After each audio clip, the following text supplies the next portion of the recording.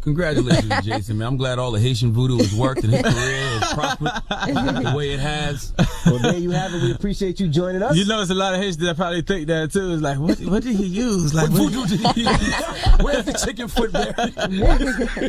Jason Derulo, it's The Breakfast Club. Good morning.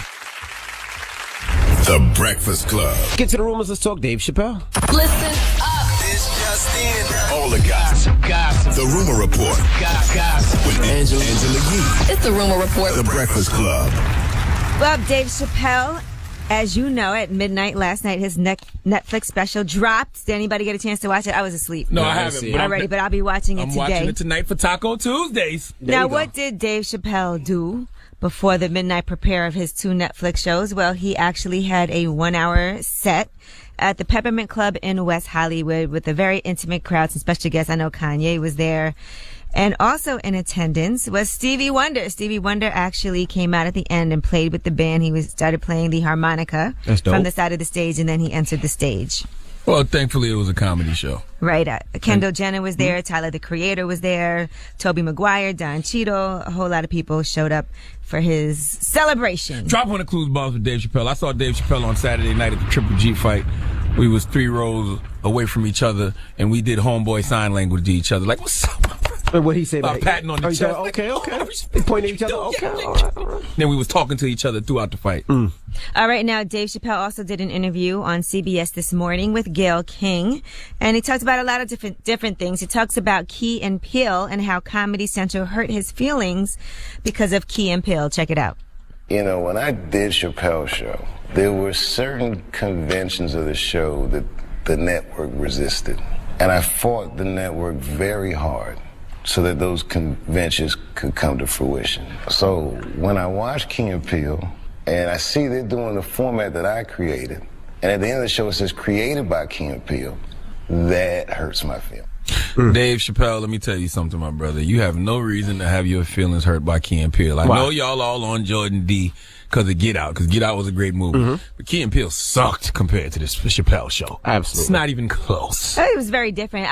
Some of Key and Peele's skits were really funny to me. Not Chappelle. But Chappelle show was next level, by the way. Let's be clear. It's not even a comparison. Not even close, buddy. Just a little fun fact, I was actually on one episode of the Chappelle show. Really? Yes. Doing what? Maybe I'll post it later. That must have been season 3. No, it was the first season. Really? Yeah. I actually used to, I booked Jizza for the Chappelle show, and he was on the first I remember that episode. He was on a couple of episodes, and I had RZA on there as well, if you remember the Wu Financial Group. Absolutely. Classic. And all of that. But anyway, also Dave Chappelle says in this interview that ending the Chappelle show was like a very messy breakup. Here's what he said about why he had to leave. I watched one of these nature shows one time, and they were talking about how a bushman finds water when it's scarce. And they do what's called a salt trap. I didn't know this. Apparently baboons love salt. Okay. So they put a lump of salt in a hole, and they wait for the baboon. The baboon comes, sticks his hand in the hole, grabs the salt. Salt makes his hand bigger, and he's trapped. He can't get his hand out. Now, if he's smart, all he does is let go of the salt. Baboon doesn't want to let go of the salt. Then the bushman just comes, takes the baboon, throws him in the cage, and gives him all the salt he wants. And then the baboon gets thirsty. The first place the baboon runs to is water. Bushman follows him, and they both drink to their fill. And in that analogy, I felt like the baboon. But I was smart enough to let go of the salt. Dave, just say you didn't want to do it. I didn't need the whole he let go of the salt. That was a Tyrese Facebook post. But you know, that was a big deal for a lot of people. They could not understand. The main thing people were saying was, how could you walk away from all that money? Everybody was saying that. Everybody thought it was crazy. People who worked with him on the show thought it was crazy.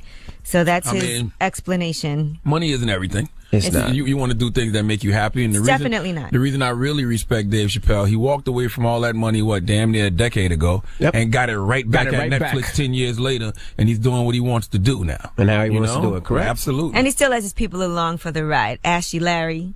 Still going everywhere with Dave Chappelle. Yes, once again, Dave Chappelle has gotten a $50 million deal, and Donnell Rawlings does not get a piece of it. But he gets to open on the road. He's the wingman. Yes, he's the ultimate wingman. He is the wingman. You get to open up, Donnell. He's doing Breakfast Club, man on the street. You're still Dave Chappelle's guy. That counts for something. Y'all never texted him back, right? He texted all 3 of us. I spoke to him. Oh, Charlamagne, you didn't text him back. He asked me, he was like, how come nobody texts me back? I called him. I talked to Donnell. Donnell's one of those people I need to treat better in my life. Yeah. I'm not going to lie. I do. Donnell's my guy for real. I don't mean to ignore Donnell. I just do. I don't mean to.